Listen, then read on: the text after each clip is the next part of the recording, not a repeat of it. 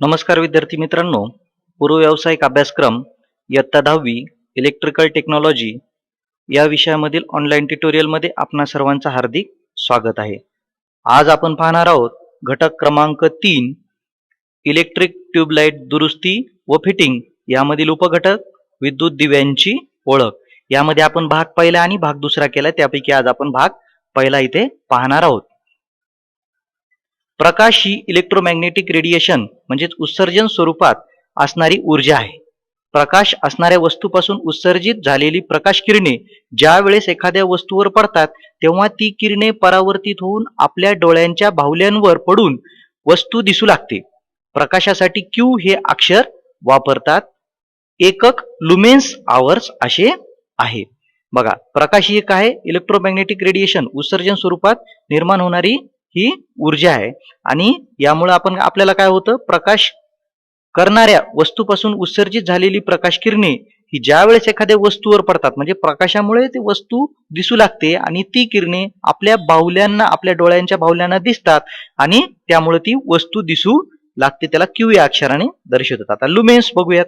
यामध्ये लुमेन्स एका standard मेणबत्तीपासून 1 unit solid angle मध्ये पडणाऱ्या प्रकाशाला 1 लुमेन्स असे म्हणतात. हे प्रकाश किरणे मोजण्याचे एकक आहे. यासाठी आयएम ही अक्षरे वापरतात. लुमेन्सची इथं व्याख्या दिलेली आहे आणि याचं प्रकाश हे मोजण्याचं परिमाण म्हणजे एकक जे आहे त्याला आपण लुमेन्स असं म्हणतो आणि आयएम या अक्षराने आपण दाखवतो. ते बघा, लॅम्पचे वेगवेगळे प्रकार दाखवलेले आहेत.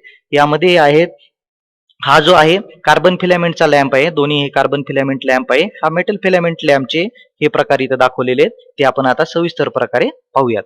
विद्युत दिव्यांमध्ये इनकॅन्डिसेंट दिव्यांची ओळख. आता इनकॅन्डिसेंट दिव्यांची ओळख इथं पाहणार आहोत आपण. ज्या दिव्यांच्या लॅम्पच्या फिलामेंट मधून करंट वाहू लागताच विद्युत ऊर्जेचे रूपांतर प्रकाश ऊर्जेत होते त्या दिव्यांना इनकॅन्डिसेंट लॅम्प दिवे म्हणतात. बघा, आता आपण मागच्या तासामध्ये आपण पाहिलेलं आहे की आपल्याला विद्युत ऊर्जेचं रूपांतर उष्णता ऊर्जेत कशा प्रकारे करायचंय ते आपण पाहिलेले. त्याच्यावर आपण काय काय कार्य केले तेही आपण पाहिले. तर या घटकामध्ये आपण पाहणार आहोत की फिलामेंट मधून करंट वाहू लागतात, लॅम्पच्या फिलामेंट मधून करंट वाहू लागतात, विद्युत ऊर्जेचे रूपांतर हे प्रकाश ऊर्जेत होत असतं. त्याला इनकॅन्डिसेंट लॅम्प असे म्हणतात. यामध्ये विविध प्रकारच्या लॅम्पचा समावेश होतो. या लॅम्पच्या फिलामेंटसाठी वापरलेल्या धातूनुसार पडणारे पुढील प्रकार आहेत. या लॅम्पमध्ये जे फिलामेंट जी वापरली जाते ते धातू आहेत. त्या धातूनुसार याचे 2 प्रकार पडतात. आहे नंबर 1 आहे कार्बन फिलामेंट लॅम्प आणि दुसरा आहे मेटल फिलामेंट, त्यालाच आपण टंगस्टन लॅम्प सुद्धा म्हणतो. आता बघा, याच्यामध्ये कशा प्रकारे इथं दाखवलेले बायोनेट कॅप असते. ही जी कॅप आहे ही बायोनेट कॅप असते. याला वरच्या बाजूला ह्या पिन्स असतात, त्या होल्डर मध्ये बसवण्यासाठी या पिन्स असतात. त्यानंतर हा एक्झॉस्ट ट्यूब आहे. ही जी आतली जी ट्यूब आहे त्याला एक्झॉस्ट ट्यूब म्हणतात. स्टीम आहे, इथे ही स्टीम असते. त्यानंतर काय आहे, सपोर्ट्स वायर आहेत. याच्यामधले जे वायर म्हणजे टंगस्टनची किंवा ही कार्बनची जी फिलामेंट आहे याला सपोर्ट देण्यासाठी हे सपोर्ट्स वायर असतात. त्यानंतर ही आहे कार्बनची फिलामेंट. इथं कार्बन फिलामेंट जी आहे इथं दाखवलेली आहे. काचेची निर्वात ग्लोब, याला काचेची निर्वात ही ग्लोब आहे. हे सुद्धा अशा सुद्धा प्रकारचे असतात. अशा प्रकारे मध्ये ह्या बाजूला खालच्या बाजूला आटे असतात, म्हणजे छोट्या छोट्या आकारामध्ये उपलब्ध असतात. याला आट्याच्या स्वरूपात सुद्धा उपलब्ध असतात किंवा अशाही स्वरूपात हे उपलब्ध असतात. कार्बन फिलामेंट लॅम्प तत्व कुठल्या तत्वावर कार्य करते? कार्बन फिलामेंट मधून करंट वाहू लागताच उष्णता निर्माण होऊन प्रकाश किरणांचे उत्सर्जन होते. या तत्वावर हे कार्य करत असतात. बघा, कार्बन फिलामेंट मधून करंट वाहू लागला की उष्णता निर्माण होऊन प्रकाश किरणामध्ये त्याचं उत्सर्जन होतं. या तत्वावर हे कार्य करतात.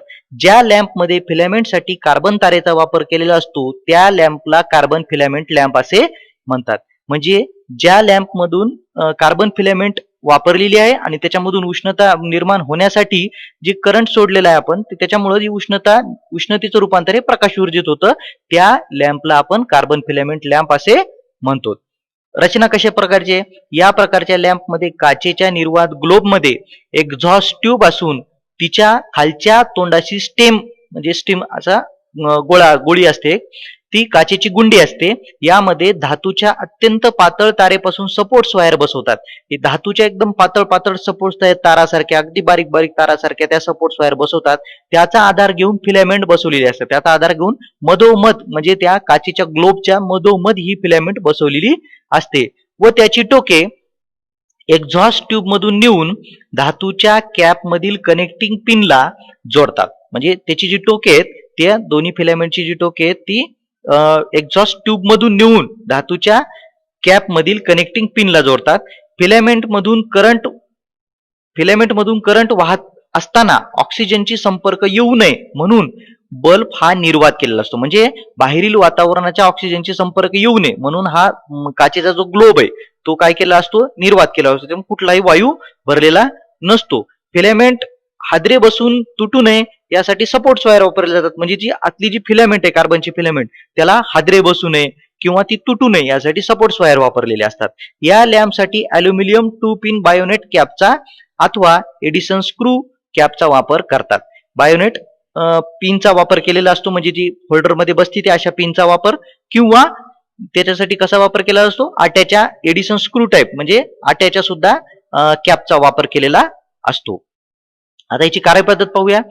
लॅम्पच्या कार्बन फिलामेंट मधून करंट वाहू लागतात. उष्णता निर्माण होऊन लालसर प्रकाश किरणाचे उत्सर्जन होते.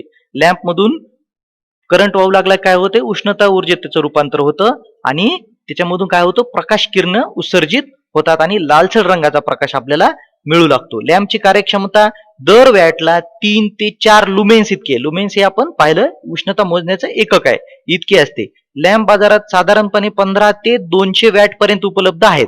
म्हणजे हे लॅम्प कसे किती वॅट पर्यंत उपलब्ध आहेत, 15 वॅट पासून म्हणजे अगदी 0 बल्ब पासून ते 200 वॅट पर्यंत हे उपलब्ध आहेत. या प्रकारचे लॅम्प कालबाह्य झालेले आहेत. मात्र हे लॅम्प आता सध्या हे वापरात नाहीयेत. कुठले लॅम्प, कार्बन फिलामेंट लॅम्प हे बाजारामध्ये आता मॅक्सिमम प्रमाणात उपलब्ध होत नाहीत. झाले तरी हे आता वापरत नाहीयेत. ठीक आहे. उपयोग कुठं कुठं आहे, घरगुती लाइटिंग, बॅटरी चार्जिंग, खाद्यपदार्थ गरम होण्यासाठी याचा उपयोग केला जातो. घरगुती लाइटिंग म्हणजे छोटे छोटे बल्बची जी लाइटिंग तयार केली जात होती पूर्वी, त्या लाइटिंगसाठी याचा उपयोग केला जात होता. बॅटरी चार्जिंगसाठी, त्याचप्रमाणे स्वीट मार्ट मध्ये वगैरे खाद्यपदार्थ जे आहेत ते गरम ठेवण्यासाठी या लॅम्पचा वापर केला जात होता. ही आपण आकृती मागच्या त्याच्यामध्ये पाहिलेली आहे. ठीक आहे. आता पाहूयात आपण पुढची फिलामेंट आहे ती म्हणजे मेटल फिलामेंट लॅम्प.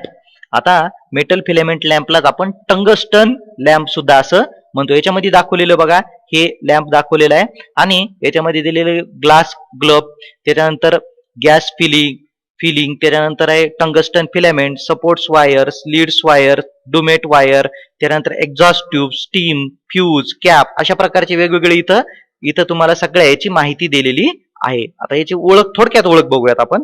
इसवी सन 1937 साली टंगस्टन धातू पासून बनवलेले फिलामेंट लॅम्प बाजारात आले. ज्या लॅम्पमध्ये फिलामेंटसाठी टंगस्टन धातूचा तारेचा वापर केला जातो त्यास मेटल फिलामेंट लॅम्प असं म्हणतात. ज्याच्यामध्ये प्रकाशासाठी आपण टंगस्टनची फिलामेंट वापरलेली आहे त्याला मेटल फिलामेंट लॅम्प असं म्हणतात. हे कुठल्या तत्वावर कार्य करते, मेटल फिलामेंट पासून करंट वाहू लागतात. उष्णता निर्माण होऊन प्रकाश किरणांचे उत्सर्जन होते. म्हणजे उष्णता निर्माण होते आणि तिथून पुढे प्रकाश मिळतो, प्रकाश किरणांचे उत्सर्जन होते, प्रकाश किरण बाहेर फेकले जातात. या तत्वानुसार व्हॅक्यूम फील्ड लॅम्प आणि गॅस फील्ड लॅम्प कार्य करत असतात. याचे 2 प्रकार आहेत. पुन्हा एक आहे व्हॅक्यूम फील्ड लॅम्प आणि गॅस फील्ड लॅम्प. हे कशासाठी वापर केला जातो हे आपण पुढे पाहणार आहोत. आणि हॅलोजन लॅम्प सुद्धा एक आणखीन एक प्रकार आहे, तोही आपण थोडक्यात पाहणार आहोत. बघा, त्याच्यातला एक पहिला प्रकार आहे व्हॅक्यूम फील्ड लॅम्प. म्हणजे 0 बल्बच्या आकारामध्ये जे असतात ना त्याला व्हॅक्यूम फील्ड लॅम्प असे म्हणतात. इकडे बघूया त्याची रचना. याची रचना कार्बन फिलामेंट लॅम्पच्या रचनेप्रमाणेच असते. म्हणजे कार्बन फिलामेंट लॅम्पची जशी रचना आहे त्याच पद्धतीने आतली जी रचना आहे ती सगळी संपूर्ण त्यानुसारच असते. बायोनेट कॅप असते, स्टीम असते, एक छोटासा असा गोळ्यासारखा प्रकार असतो, छोटीशी गोळी असते. त्यानंतर याचे फिलामेंट आहेत, टंगस्टनचे फिलामेंट आहेत. त्यानंतर एक काचेची निर्वात ग्लोब आहे. प्लेन फिलामेंट, इथं प्लेन फिलामेंट वापरलेलं म्हणजे असे गोल आकारामध्ये न करता अशा प्लेन फिलामेंट इथं वापरले, म्हणजे उष्णतेचं उत्सर्जन व्यवस्थित व्हावं यासाठी याचे वापर केलेला आहे. आता कार्बन फिलामेंट लॅम्पच्या रचनेप्रमाणे ज्याची रचना असते, कार्यक्षमता साधारणपणे दर वॅटला 8 ते 10 लुमेन्स इतकी असते. बाजारामध्ये 5 ते 25 वॅट पर्यंत उपलब्ध असतात.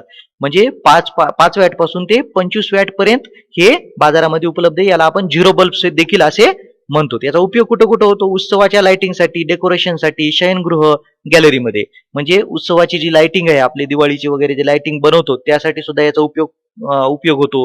डेकोरेशनसाठी म्हणजे डेकोरेटिव्ह एखादी गोष्ट करण्यासाठी आपल्याला याचा उपयोग होतो. त्यानंतर बेडरूममध्ये, शयनगृहामध्ये मंद प्रकाशासाठी सुद्धा याचा उपयोग केला जातो. आणि गॅलरीमध्ये ज्या ठिकाणी कमी प्रकाशाची आवश्यकता आहे अशा ठिकाणी याचा उपयोग केला जातो. याचे फायदे बघूयात आपण. स्टँडर्ड सप्लायवर डायरेक्ट जोडतात, म्हणजे एसी सप्लायवर याला डायरेक्ट जोडता येते. होल्डर लावून या ठिकाणी आपल्याला जोडता येते. कार्बन फिलामेंट लॅम्पच्या तुलनेत आकार हा लहान असतो. जी कार्बन फिलामेंट लॅम्प आपण पाहिला पूर्वीचा, त्याचा आकार मोठा होता. हा लॅम्प लहान आहे, म्हणजे झिरो बल्बच्या आकारामध्ये उपलब्ध आहेत. आणि पॉवर फॅक्टर युनिट असतो, हे लक्षात ठेवा. पॉवर फॅक्टर युनिटी असणे हे सर्वात चांगले. पॉवर फॅक्टर काय आहे आणि कसे आहेत या आपण सेपरेट एखाद्या व्हिडिओमध्ये आपण हे पाहूयात. ठीक आहे, सध्या एवढंच लक्षात ठेवा. पॉवर फॅक्टर युनिटी असतो आणि युनिटी असणे हे सर्वात चांगले असते. तोटे कुठले कुठले यामध्ये दोष आहेत? तर कार्बन लॅम्पच्या तुलनेत किंमत जास्त असते. याची कार्बन लॅम्पच्या तुलनेत किंमत मात्र महाग आहे, थोडा जास्त आहे. पिवळसर प्रकाश पडतो.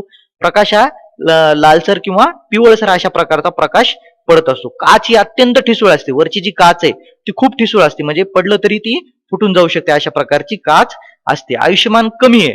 याची जी फिलामेंट आहे ही प्लेन फिलामेंट असल्यामुळे एखाद्या वेळेस व्होल्टेज कमी जास्त झालं किंवा ही जोरानं आदळली तर याचे आयुष्यमान देखील कमी आहे. जास्त कालावधीपर्यंत हे टिकत नाही. सतत बंद चालू केल्याने देखील हा लॅम्प फिलामेंट याची ब्रेक होऊ शकते. ठीक आहे, आता पाहूयात gas field lamp. Gas field lamp मध्ये काय असतं महत्वाचं? तर गॅस फील्ड लॅम्प मध्ये निष्क्रिय वायू भरलेला असतो. त्यामुळे याचा रंग जो आहे, तो प्रकाश जो आहे तो पांढऱ्या रंगाचा प्रकाश आपल्याला मिळतो. यामुळे याला गॅस फील्ड लॅम्प असे म्हणतात. बघा इथं दिलेलं आहे, पिन्स दिलेलं आहे, बायोनेट कॅप दिलेली, ह्या पिन्स आहेत. बायोनेट कॅप आहे, ही कॅप आहे, बायोनेट कॅप आहे. काचेच्या निर्वात ग्लोब आहे, हा निष्क्रिय वायू भरले. याच्यामध्ये जो आहे ना, हा निष्क्रिय वायू भरलेला आहे. त्याच्यानंतर ही फिलामेंट आहे. ठीक आहे, इथं आता बघूयात. ज्या लॅम्पमध्ये निर्वात केलेल्या काचेच्या ग्लोबमध्ये निष्क्रिय वायू भरून फिलामेंट बसविलेले असते त्या लॅम्पला गॅस फील्ड लॅम्प असे म्हणतात. गॅस फील्ड लॅम्प कशाला म्हणतात? तर ज्या लॅम्पच्या काचेच्या ग्लोबमध्ये निष्क्रिय वायू भरलेला आहे आणि त्याच्यामध्ये एक म्हणजे फिलामेंट लावलेली आहे, अशाला आपण काय म्हणतो? गॅस फील्ड लॅम्प असे म्हणतो. त्याची रचना कशी आहे? कार्बन फिलामेंट लॅम्प प्रमाणे त्याची रचना आहे. आतली जी रचना आहे ती कार्बन फिलामेंट लॅम्प प्रमाणे संपूर्ण रचना याची आहे. आतले जे कनेक्शन आहेत, या फिलामेंटचे कनेक्शन या वरच्या बाजूला इथे असतात आणि ते होल्डर मध्ये कनेक्ट होऊन हे आपल्याला प्रकाश मिळू लागतो. उपयोग कुठं कुठे? घरामध्ये उपयोग आहे, दुकानामध्ये उपयोग आहे, कार्यालयामध्ये उपयोग आहे, म्हणजे ऑफिसेसमध्ये उपयोग आहे, कारखान्यामध्ये उपयोग आहे, आणि प्रदर्शन या ठिकाणी देखील उपयोग, म्हणजे जे बाहेरचे जे प्रदर्शन वगैरे असतात त्या ठिकाणी पांढऱ्या रंगाचा प्रकाश ज्या ठिकाणी आवश्यकता असते अशा ठिकाणी याचा उपयोग केला जातो. याचे फायदे काय काय आहेत? मग महत्वाचं काय? हा पांढरा रंगाचा प्रकाश मिळतोय. पांढऱ्या रंगाचा प्रकाश मिळतो, तुम्हाला सांगितलं. यामुळं निष्क्रिय वायूमुळे हा पांढऱ्या रंगाचा प्रकाश मिळतो. पॉवर फॅक्टर युनिटी असतो. पॉवर फॅक्टर युनिटी असणे सर्वात चांगलं आहे, त्यामुळे याचा पॉवर फॅक्टर देखील युनिटी असतो. स्टँडर्ड सप्लायवर डायरेक्ट जोडता येतात, म्हणजे घरातील एसी सप्लायवर डायरेक्ट हे आपल्याला फेज आणि न्यूट्रल मध्ये होल्डर लावून इथं जोडता येतात. उभे किंवा आडवे जोडता येतात, म्हणजे हे लटकते सोडता येतात, उभे लावता येतात, आडवे लावता येतात, कुठल्याही प्रकारामध्ये हे आपल्याला लावता येतात. आयुष्यमान मात्र याचं कसं आहे? जास्त आहे. आयुष्यमान याचा आपल्याला जास्त आहे असं सांगता येईल. विविध आकारात बाजारामध्ये उपलब्ध आहेत, म्हणजे वेगवेगळ्या आकारामध्ये, मोठे लहान अशा आकारामध्ये उपलब्ध आहेत. आणि किंमत मात्र कशी याची? कमी आहे किंवा वाजवी, आपल्याला परवडेल अशी किंमत आहे. तर तोटा काय? दोनच तोटे आहे त्याचे. दाट सावल्या पडतात, जसं ट्यूबलाईटच्या प्रकाशामध्ये जसे दाट सावल्या येतात तशा दाट सावल्या पडतात, आणि उष्णता जास्त निर्माण होत असते. हे याच्यामुळे जास्त उष्णता निर्माण देखील होत असते. ठीक आहे, आता आपण पुढे पाहूया. हॅलोजन लॅम्प किंवा ट्यूब. जे हॅलोजन आहे, तिसरा प्रकार आहे याच्यामधला हॅलोजन लॅम्प. हॅलोजन लॅम्प आपण प्रामुख्याने पाहतो की लग्न कार्याच्या ठिकाणी, मंडपमध्ये किंवा कार्यालयामध्ये, वर्कशॉपमध्ये ज्या लॅम्पचा मोठ्या प्रमाणावर वापर केला जातो ते हॅलोजन लॅम्प. हॅलोजन लॅम्पच्या साहाय्यानं जास्त उष्णतेचं रूपांतर प्रकाश ऊर्जेमध्ये करण्यासाठी या लॅम्पचा वापर केला जातो. ज्या लॅम्पमध्ये फिलामेंट पासून मुक्त होणारे कण रिजनेटिव्ह सायकलमुळे पुन्हा फिलामेंट कडे पाठवतात त्यांना हॅलोजन लॅम्प असे. म्हणजे यामध्ये प्रकाश किरण परत वापस येतात आणि ते जास्त तीव्रतेने समोर प्रकाश जास्त सोडतात त्याला रिजनेटिव्ह सायकल असे म्हणतात. ठीक आहे, आता पुढे बघूया त्याचं तत्व काय. मेटल फिलामेंट लॅम्पच्या तत्वानुसार कार्य करते. मेटल फिलामेंटचे लॅम्प ज्याप्रमाणे कार्य करतात त्याचप्रमाणे हे सुद्धा लॅम्प कार्य, म्हणजे आतली जी वायर आहे ती टंगस्टनची वायर असते, तार असते टंगस्टनची. रचना कशी आहे, काचेच्या निर्वात ट्यूबमध्ये टंगस्टन कॉइलचे फिलामेंट आडवे बसवतात. ह्या काचेच्या निर्वात ट्यूबमध्ये टंगस्टनची फिलामेंट ही आडव्या अशा पद्धतीने बसवले जाते.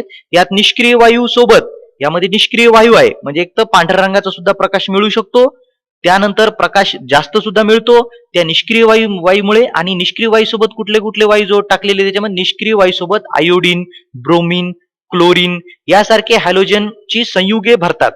ट्यूब सप्लायला जोडण्यासाठी, म्हणजे ही जी ट्यूब आहे ही सप्लायला जोडण्यासाठी विशिष्ट प्रकारचे स्प्रिंग लोडेड सॉकेट देखील याच्यामध्ये असतात. ठीक आहे, हे आपल्याला इथपर्यंत लक्षात आलं. अशा प्रकारची ही हॅलोजन ट्यूब असते आणि याला एक होल्डर असतं.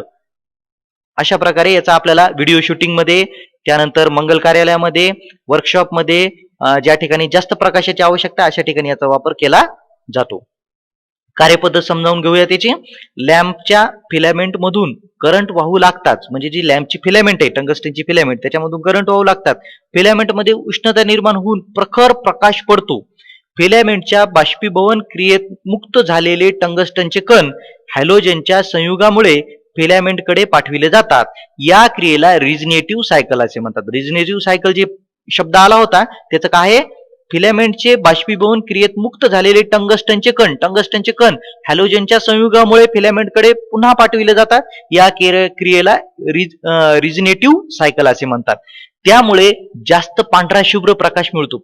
याच्यामुळे रिजनेटिव्ह सायकलमुळे काय होतं, जास्त पांढरा शुभ्र प्रकाश किंवा पिवळसर रंगाचा प्रकाश हा जास्त आपल्याला मिळतो. बाजारामध्ये हे 300 वॅट ते 5000 वॅट पर्यंत उपलब्ध आहेत. ते आपल्याला मिळतात. आपल्या आवश्यकतेनुसार, रिक्वायरमेंटनुसार आपल्याला ते वापरायचे आहेत.